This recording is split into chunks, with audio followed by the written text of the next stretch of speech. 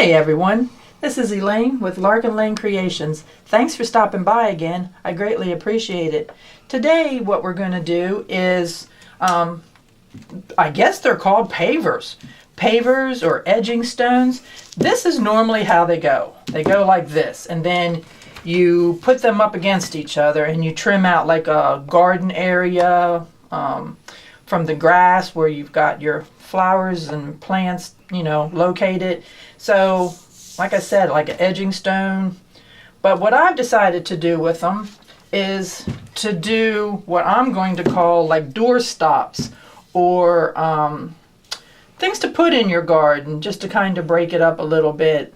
And this stencil actually came from Stencil Girl, and I just did a little scribbly on it and then put, oh dear, thought it was pretty cute. It's a little bit more on the masculine side than what I normally do. So we've got that one, and you all know how much I've been into mermaid tails lately. So this one I did make a splash. It's that stencil still again from iStencils and Patty Tally Paris' collection. And again, I didn't do anything to the back of this one, but I did paint it. I didn't decorate it in any kind of way.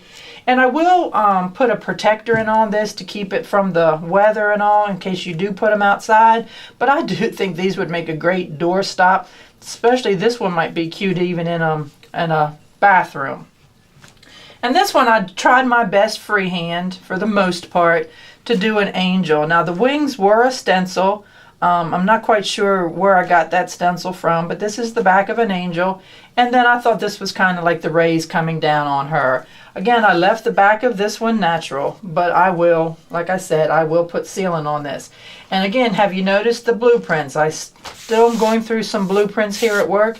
And as I have said before, these are actually true blueprints. When we started the video today, you could see it was from 1974, January 21st, 1974. So if you ever come across any blueprints, grab them, because they won't exist anymore except in attics and basements. We have fancy printers these days, so they're all black and white and, done just like we were going to copy or print on a regular piece of paper. So I hope you enjoyed what I've done today, and I have a lot more of these pavers or edging stones, so I will do more as soon as I can come up with some ideas.